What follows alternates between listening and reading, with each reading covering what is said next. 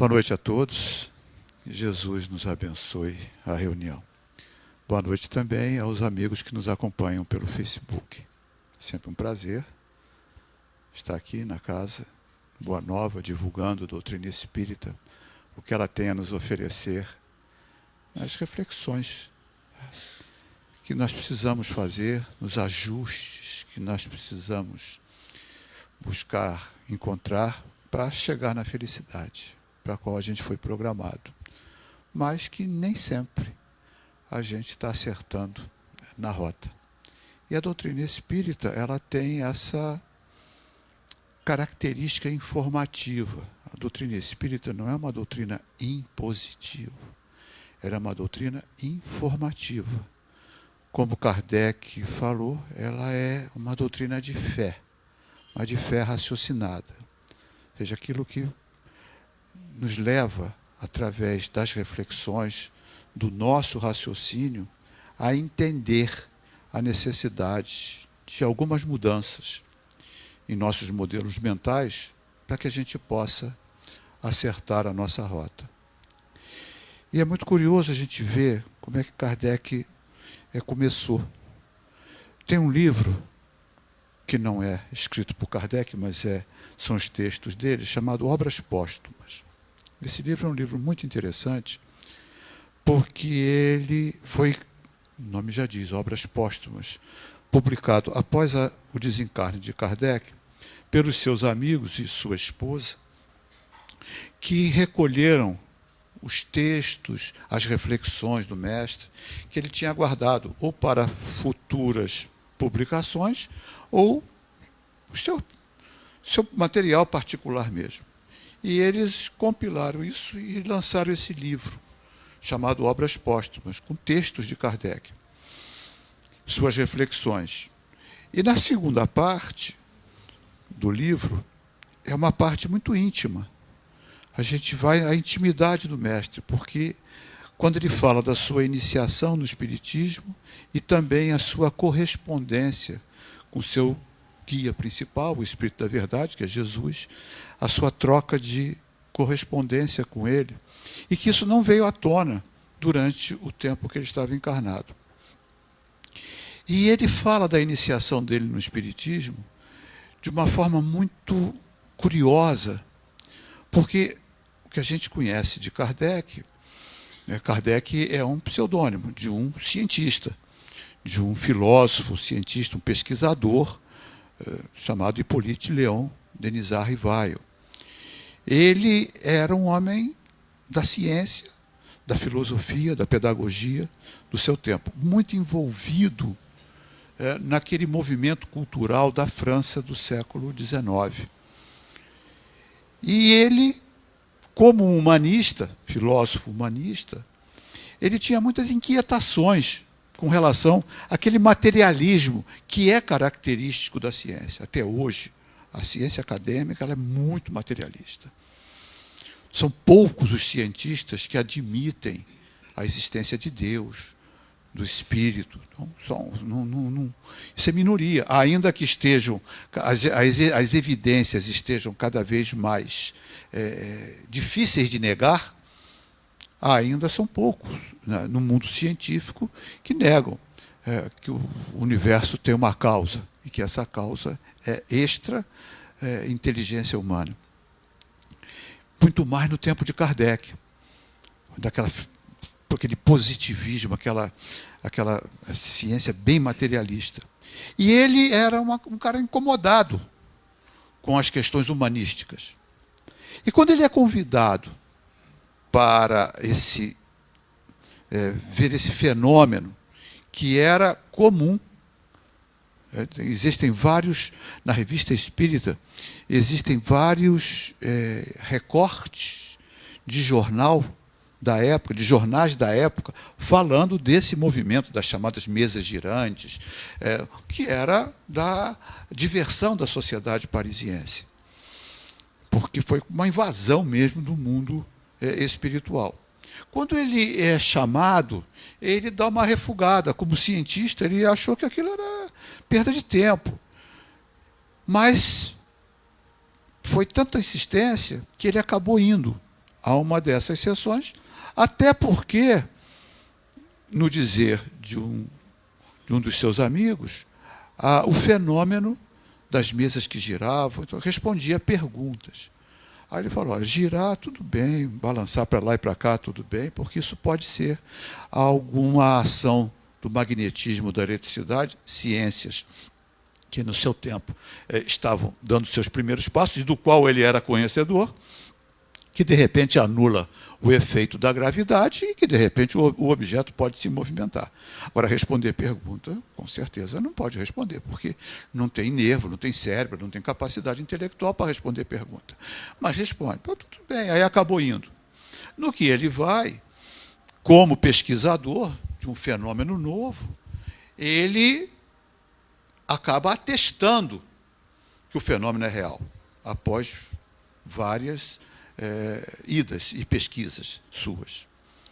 E ali é o que ele fala, foi por isso que eu citei esse texto. Ali ele encontrou as respostas para as suas questões existenciais. A doutrina espírita, ela traz respostas consistentes para um dos maiores enigmas que o homem se defronta, que chama-se sentido da vida. Por que a gente está vivo? Temos uma origem, estamos aqui, vamos para algum lugar. E ele encontrou essas respostas na investigação do mundo espiritual. Quando o fenômeno responde para ele a pergunta que era precisa ser feita e que talvez ninguém nunca tivesse pensado em fazer, que é chamado ovo de Colombo. Quem são vocês? Porque uma mesa não tem nervos, uma mesa não tem inteligência, uma cesta, coloca-se um lápis numa cesta, não é capaz de responder perguntas. Portanto, existe uma força invisível que movimenta isso. Uma força inteligente invisível. Qual é a pergunta que ele faz? Quem são vocês? E a resposta é, nós somos as almas dos homens que viveram na Terra. E estamos querendo nos comunicar. Possivelmente deve ter dito, até que enfim alguém fez uma pergunta inteligente, porque até agora só veio baboseira. Acho que muitos de nós aqui, pelo menos na minha faixa etária, e morei no interior, devemos ter brincado aquela brincadeira do copo, para ver se o copo girava. Nas vezes que eu participei, nunca girou. Até porque eu tenho a impressão que se girar, saia todo mundo correndo. Mas quais eram as perguntas que se faziam para o copo? Bobagens, coisas, brincadeiras. Né? Joãozinho vai casar com Mariazinha, fulaninho. Eram brincadeiras. Era isso que acontecia na sociedade. Né? E um espírito ficou muito amigo de Kardec, ele fala isso. Né? O espírito Zéfiro. Ele ficou muito amigo, porque era esse espírito o encarregado de chamar a atenção do próprio Kardec. Eles acabam ficando amigos, e aí ele fala, agora eu vou me afastar, porque agora vai entrar a turma séria. Porque ele era brincalhão, ele era um espírito do bem, mas ele era brincalhão. E aí ele falou, agora vai entrar a turma séria, porque agora está na hora de eu reencarnar, vou voltar, porque eu só estou aqui para te chamar a atenção. Foi ele que respondeu essa pergunta de Kardec. Quem são vocês? E aí ele começa a investigar o mundo espiritual. E é muito curioso, porque como sendo um pesquisador, ele começa a perceber que a sociedade espiritual, ou seja, a sociedade dos espíritos desencarnados, é muito semelhante à sociedade dos espíritos encarnados. Ou seja, tem espírito de tudo quanto é tipo. Tem espíritos brincalhões, tem espíritos que são maus, tem espíritos que nem lá nem cá, neutros, tem espíritos mais evoluídos, tem os espíritos que são mestres, e é com esses mestres que ele vai selecionando, através dos contatos mediúnicos, que ele começa a investigar o mundo espiritual. E daí surge o Livro dos Espíritos. Mas surge, na minha visão, a parte mais importante do Livro dos Espíritos, que é a segunda parte, que é a ciência espírita. Quando ele deu o título de O Mundo dos Espíritos, que é exatamente a continuidade da nossa existência. Se nós somos seres carnais perecíveis, mas somos espíritos imortais, ao deixar esse corpo, para onde eu vou e vou fazer o quê? Como é que isso acontece? Essa informação é fundamental, porque a gente está definindo agora a nossa ida, a continuidade do nosso futuro. Ela é fundamental. É como se alguém estivesse escolhendo uma profissão. Um jovem escolhendo uma profissão. Aquela profissão é que vai garantir o sustento dele. A gente está agora escolhendo o mundo que a gente vai viver na continuidade da existência. Então ele vai investigar. Como é que funciona isso? Vai para onde? Como é que se formam as sociedades? Como é que vem? Como é que volta? Como é que é a morte? O espírito lembra de tudo, que aqui é nosso tema, tá? Recordação da existência corpórea. Quando ele desencarna, ele lembra de tudo. E essa é uma questão muito interessante. Eu tinha um amigo, acredito que continue sendo meu amigo, desencarnou, mas não deve ter deixado de ser meu amigo por causa disso. Com licença. Lígia deve se lembrar muito bem dele, João Carlos Cunha. Né? Talvez, não, na minha visão, o melhor palestrante espírita que eu já vi. Tem gente muito boa por aí, mas igual João Carlos, eu acho que é muito difícil. É uma pena que foi numa época que não tinha internet, não tinha tudo. Deve ter aquelas fitas VHS antiga por aí em algum canto, né? Mas João Carlos era fantástico. E João Carlos, ele tinha uma frase, uma das primeiras frases que me marcou quando eu comecei a frequentar o Centro Espírita. Ele falava uma coisa muito curiosa, Lígia talvez se lembre. O livro dos Espíritos é um livro de metas. Você lembra que ele falava isso? Um livro de metas. Ou seja, ele é um livro para nos ajudar a evoluir. Meta é aquilo que eu estou indo, mas não estou. Eu estou no caminho. Então, quando ele fala do livro dos Espíritos, e aí, quando se fala das sociedades, quando os Espíritos falam das sociedades espíritas, eles estão falando de sociedades espíritas de vários níveis. Tanto que essas sociedades espíritas de nível mais baixo, mais pesado, umbralinas, quem traz muita informação é André Luiz. No livro dos Espíritos, a gente tem aquela visão de para frente. Não de agora, de para frente. Então, quando Kardec pergunta aos espíritos, os espíritos se lembram, quando desencarnam, das suas existências anteriores, o que ele está falando? Está falando de inconsciente. Num tempo que não se sabia de inconsciente. Porque Freud e Jung, toda essa turma da psiquiatria, da psicanálise, vem no final do século XIX para o século XX. Freud nasceu em 1856. Ele tinha 1 ano quando o livro dos Espíritos veio à tona. Então, quando ele fala de inconsciente, porque se nós temos vidas passadas, onde é que está registro onde é que está essa memória? Porque encarnado a gente não tem. E não tem por uma razão. E ele também explora isso. Por que a gente não tem encarnado? A gente não tem encarnado porque, se tivesse, ia complicar. E isso é verdade. É uma lei natural que nos tira a memória do passado, porque, como nós tivemos muitas vivências, e existem ligações, isso também está no livro dos Espíritos, está entre a questão 1 e a 1019, procura que vocês acham. Existem ligações entre os seres inteligentes, que o magnetismo é o piloto dessa ciência. Então, nós nos reunimos em sociedades de espíritos encarnados por magnetismo, por atração, por necessidades, por causas que nós desconhecemos, mas que são reais. Então, e muitas vezes, e esse é um mundo complicado, e a gente vai lá no capítulo 3 do Evangelho segundo o Espiritismo, quando fala meu reino não é deste mundo, e vai falar também dos vários mundos, das classificações dos mundos, primitivos, expiações e provas. Aqui é um mundo de espíritos tido como expiação e provas. Nós somos espíritos que temos muitos comprometimentos com a lei natural, pelas nossas escolhas. A semeadura é livre, mas a colheita é obrigatória. Então, nós temos o livre-arbítrio, nós fizemos escolhas. Através das nossas escolhas, nós criamos as nossas realidades. Nossa realidade, ela é fruto das nossas escolhas, dos nossos pensamentos. Então, não estamos aqui por um acaso, até porque o acaso não existe. Por alguma razão, esse grupo está aqui reunido nesse momento.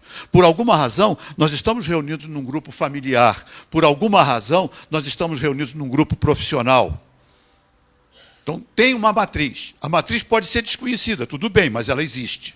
Porque não existe acaso. Acaso seria o quê? Um fenômeno sem causa. Um fenômeno sem causa não existe. Então, e se nós tivéssemos a memória do passado, muitas das nossas dificuldades no passado, que estamos reunidos para resolvê-las, elas atrapalhariam. Nós não temos o esquecimento total das nossas vivências no passado, porque nós temos as tendências, e as tendências indicam a nossa qualidade como espírito. Ao receber um estímulo, o primeiro pensamento que vem, a primeira intenção que vem, ela é a nossa tendência. E essa nossa tendência, ela é fruto das nossas vivências no passado. Tem um espírito que eu sou profundamente admirador da sua obra, que chama-se Espírito José, Irmão José. São livros pequenos, mas são mensagens, ele é muito direto, muito objetivo, então as mensagens são curtas, mas ele tem uma capacidade de síntese muito grande. E parece livrinho, e não é livrinho. Cada mensagem daquela é uma pancada, até porque ele é muito direto. E num desses livros, eu também não me lembro qual, mas procura todos, compra todos que vocês vão gostar, e são muito bons também. Então, muitas mensagens boas para de manhã e para a noite, principalmente na hora de dormir. E num desses livros ele fala o seguinte: este é o melhor momento da sua melhor encarnação. Daí você pode tirar o que você foi no passado. Percebeu a síntese? Se este é o melhor momento da minha melhor encarnação, dá para ver o que foi no passado. Cada um de nós. Ora, e se a gente fosse lembrar disso, a gente não conseguia evoluir. Por isso a gente não tem o registro da memória do passado em estado de encarnado. Tudo bem, Kardec compreendeu isso. Aí, como pesquisador, ele fala, tá bom, em estado de encarnado eu não tenho. E em estado de desencarnado, eu tenho? Porque aí eu recupero essa memória.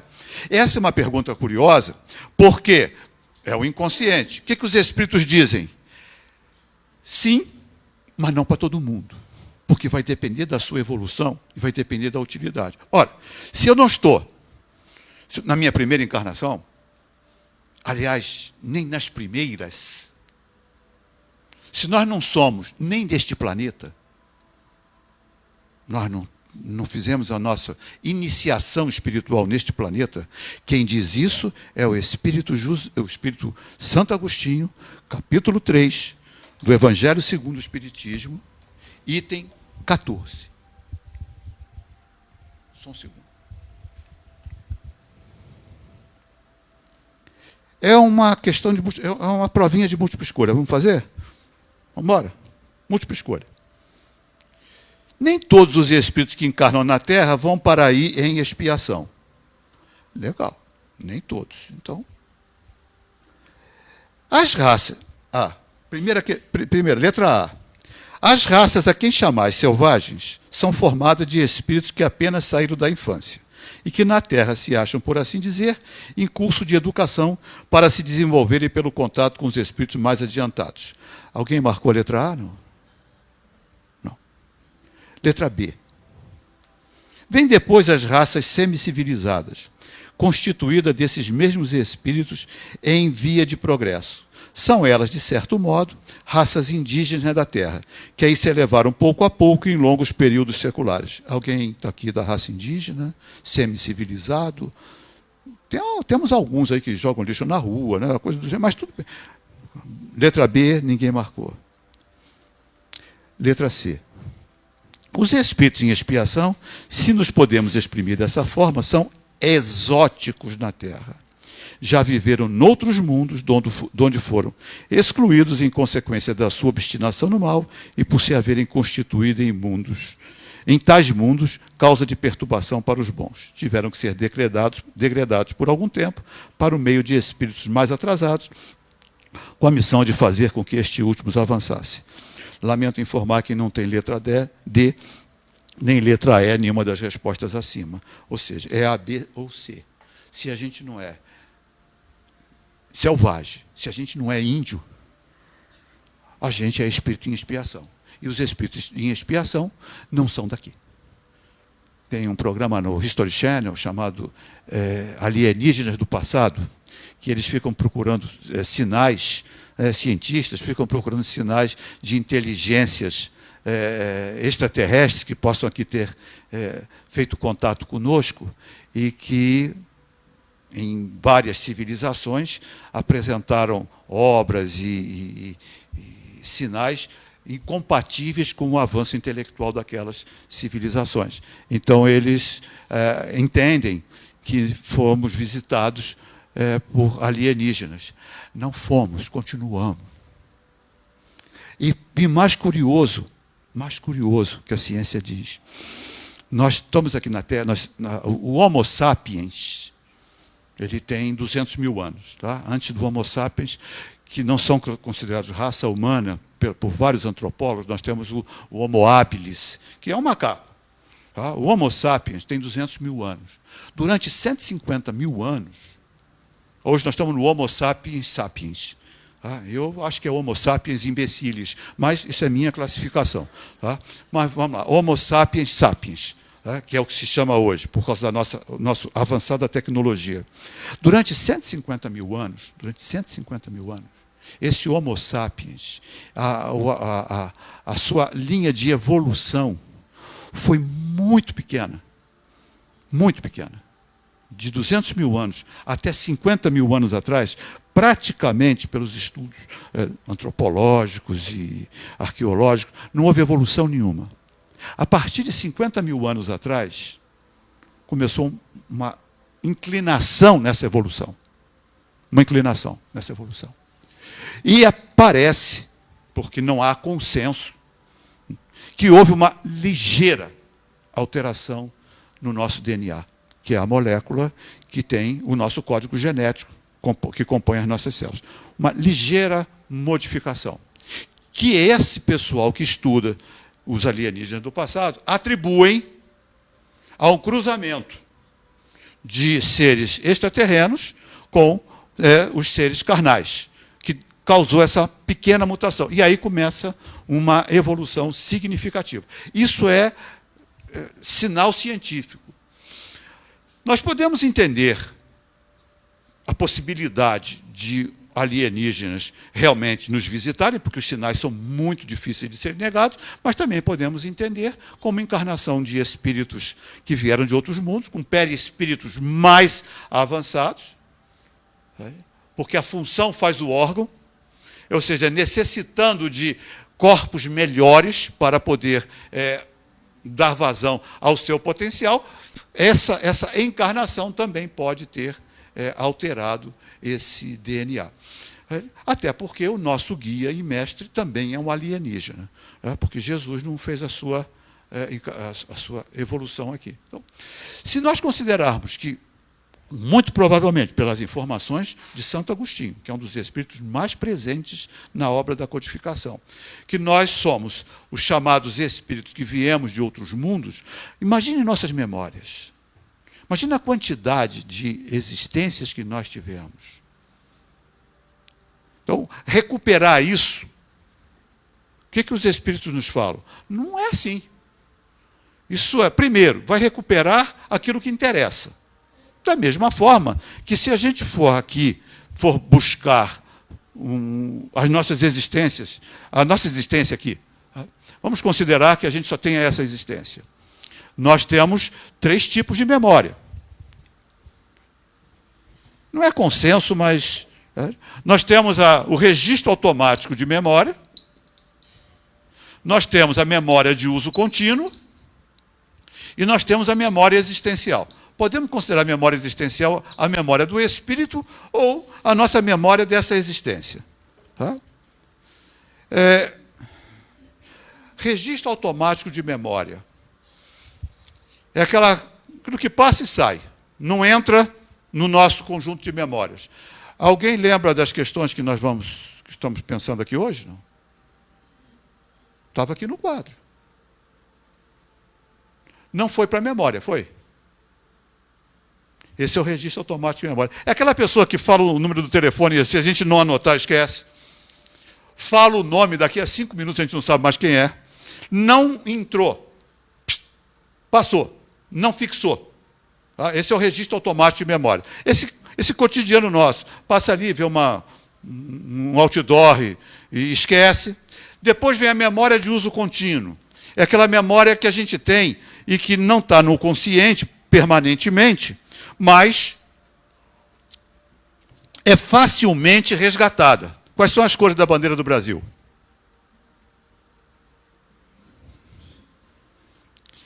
Ninguém estava pensando em bandeira do Brasil, mas puxou. Qual é o nome daquela médium do filme? Agora eu esqueci o filme. Ghost. Qual é o nome da atriz? Muita gente vai lembrar que é a Whoopi Goldberg, né? Porque está lá, no registro, na memória de uso contínuo. Mas qual foi a roupa que você usou no dia 22 de setembro de 2017? Você viu o Ghost há mais tempo. Mas não está lá. Mas se fosse um dia marcante, lembraria. Muita gente aqui deve ter casado na igreja. Lembra da roupa das madrinhas? Possivelmente sim. E tem gente aqui que já casou faz tempo. Tá? Mas possivelmente sim. Por quê? Foi um dia marcante. Esse dia marcante, ele é facilmente resgatado. Porém, os fatos cotidianos, traumas, momentos alegres. Então, quando a gente folheia um álbum de fotografias, ainda existe álbum de fotografia, que agora a gente vai lá no Drive, alguma coisa, mas álbum de fotografias, vem lá uma fotografia de 30, 40 anos atrás e resgata. Como é que aquela fotografia foi tirada? Quem eram aquelas pessoas? O que tinha acontecido ali? A gente resgata. Está aqui, é a memória existencial, vai para a memória de uso contínuo. Mas tem coisa que não vem, a não ser que faça realmente uma pesquisa, uma hipnose, uma regressão, para poder achar. Mas está. Não ficou nada perdido. Nada. Tanto que a psicanálise trabalha para chegar lá no momento crucial, onde às vezes um trauma ou uma marca é instalada, e isso vem, mesmo ficando no inconsciente, incomodando a vida consciente da pessoa. Mas está lá. Está lá tudo. Se a gente pensar que memória existencial é a memória do espírito, que Jung chamou de inconsciente coletivo, porque ele não tinha essa visão de memória existencial. Quem fala isso é Joana de Ângeles, não sou eu que estou inventando, não. Joana de Ângeles é que fala que ele chamou de inconsciente coletivo a chamada memória existencial. Isso não está no DNA, isso é do espírito. E ele percebeu isso em 2 momentos muito interessantes. Está na biografia de Jung. Ele estava viajando para a Rússia com um amigo de trem. Só tinha trem naquele tempo também, né? Não tinha carro nem nada. Ele estava de trem. E quando o trem entra em território russo, as placas estavam em russo. E o amigo começa a ler. Aí ele vira para mim, eu não sabia que você falava russo. Eu não falo. E como é que você está lendo? Não sei. Mas eu sei que eu estou lendo. O que era aquilo? Bom, se o cara não falava russo, não tinha aprendido russo naquela vida, como é que ele sabe russo? Qual a explicação? Ele inventou um tal de inconsciente coletivo. Talvez lá um acesso a uma nuvem. Não tinha nem nuvem naquela época, quando a gente fala uma nuvem, alguma coisa do gênero. Um Google da vida, um tradutor do Google, coisa que o VAR aqui não tinha na época. E um outro fato também, ele foi chamado para fazer um atendimento de um aldeão na Suíça. A Suíça era um país muito atrasado naquele tempo, no tempo de Jung. Tá? Um aldeão, uma aldeia no interior da Suíça. Isso, início do século XX. Comunicações, o máximo que tinha era telégrafo. O cara falava uma língua que ninguém entendia. O aldeão desatou a falar uma língua que ninguém entendia. E foram descobrir que era um dialeto da ilha de Creta, que o cara nunca tinha saído da aldeia. Como é que ele falava aquilo? Jung tinha que arrumar uma explicação. Isso está na memória existencial. Então imagina quantas vidas a gente tem. Esse resgate não é um resgate imediato, nem é um resgate... Vai depender muito do nível evolutivo do espírito. Porque tem espírito que desencarna e nem sabe que desencarnou, quanto mais resgatar a memória. Quem trabalha em casa espírita, quem trabalha em mesa mediúnica, sabe que isso é um fato. Coitadinho chega ali e nem sabe que morreu. E tem que avisar com cuidado, porque senão ele morre de novo. Tem que ser com jeitinho. Você não acha que está uma coisa diferente? Teve um filme muito interessante, Quinto Sentido, acho que foi Quinto Sentido, Sexto Sentido, ou quinto, né? Sexto Sentido, que o espírito não sabia que tinha morrido. Ele achava que todo mundo, e na realidade ele é que tinha morrido, o garoto que era médium e que via o espírito. Então, um espírito desse não tem resgate da sua memória existencial. Então, como João Carlos falava, é um livro de metas. São espíritos mais elevados. E tem que ter uma utilidade. Sem utilidade não há necessidade. Da mesma forma que a gente não resgata nossa memória de coisas que são descartáveis.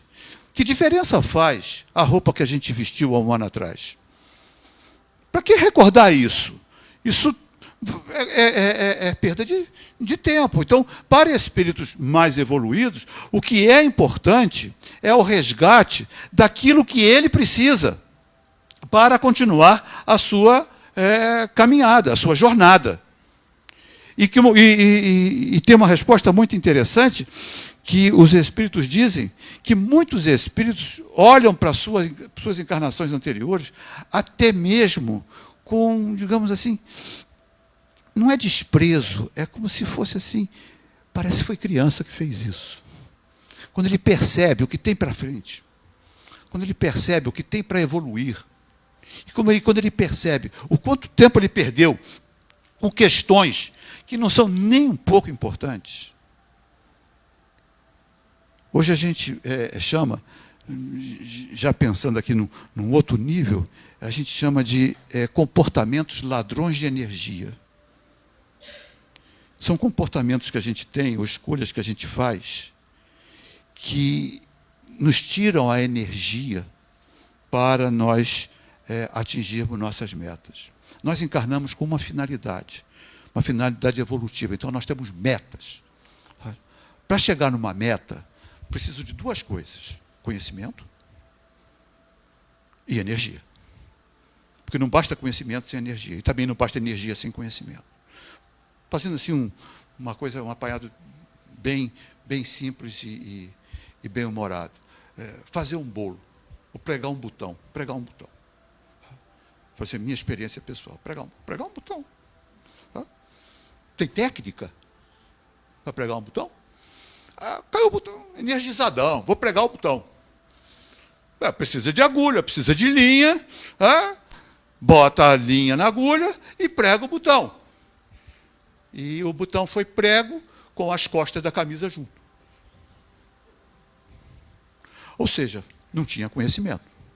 Todo energizado, mas não tinha conhecimento para pregar o botão. Quando pregou o botão, costurou o botão nas costas da camisa, ou seja, juntou costa com frente e o botão. Então, precisa de conhecimento. Então, precisa saber para onde vai. Precisa ter um plano de ação. Mas precisa de energia. E quanto de energia a gente tem perdido por comportar, porque nós permitimos comportamentos que são ladrões de energia. Um dos principais comportamentos ladrões de energia é celular, redes sociais e joguinho de celular. Tem um amigo que é coach, né? E ele estava falando comigo o seguinte, que ele teve uma cliente e que a cliente queria contratá-lo para como coach para ajudá-la a passar em concurso público, para fazer um projeto para ela passar junto com ela. Aí tudo bem. Ele é profissional da área, chegou e disse, agora vamos então, faz o seguinte, você vai pegar para mim seus dias da semana, dia a dia, e você vai colocar, da hora que você acorda até a hora que você dorme, o que você faz, e quanto tempo você está fazendo. Simples, tarefa típica de coaching. Né? Diz o que você faz. Na sessão seguinte, ela trouxe.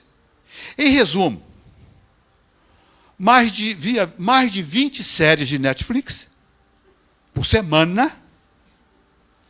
E, resumindo, mais de 8 horas entre redes sociais, internet e Netflix. Ele disse para ela, você sabe quando é que você vai passar num concurso público? Nunca. Perdeu a cliente, obviamente. Mas passar daquele jeito ela não ia passar. Porque ela se permitia a jogar tempo fora para não produtivo. Comportamento ladrão de energia. Quer ver outro comportamento ladrão de energia? Quem diz isso é o Dalai Lama, não perdoar. O não perdoar permanentemente volta e nos tira o foco, a energia e o foco para atingir a meta. E aí, quando o espírito desencarna, quando ele tem um mínimo de possibilidade, ele olha para aquilo que ele foi como se fosse uma criança. E ele, às vezes, entra até num profundo estado de desânimo. Meu amigo altivo, Panfiro, também desencarnado, com certeza continua meu amigo, ele, às vezes, eu tinha conversas extra-centro espírita com ele, e ele uma vez me disse o seguinte, Mário, você quer saber qual é o maior choque que um espírito tem quando desencarna? A decepção com ele mesmo do tempo que ele perdeu de evolução em atividades que não fazem a menor diferença como espírito, para ele como espírito. A decepção, o quanto ele podia ter andado e não andou. O quanto ele se permitiu a ficar atrasado. Então, a recordação da existência corpórea para o espírito é um balanço. Um balanço daquilo que ele fez ou deixou de fazer. Então, só tem utilidade para programar futuro. Porque passado é o que passou. Essa frase é de uma profunda, muito filosófica, né? Deve até ficar registrado aqui no Facebook, né? Passado é o que passou. Qual é a utilidade do passado? Aprendizado. Mais nada. Ficar preso ao passado é ficar preso àquilo que não pode ser alterado. A falta do perdão é ficar preso ao passado. A mágoa, o melindre é ficar preso ao passado. Daquilo que não pode ser mudado. Só pode servir de experiência. E eu quero fechar com uma frase que eu acho muito interessante, que é a nossa frase. É uma frase que eu uso pessoalmente. E também para ajudar clientes, pessoas que me procuram. É uma frase de Nelson Mandela.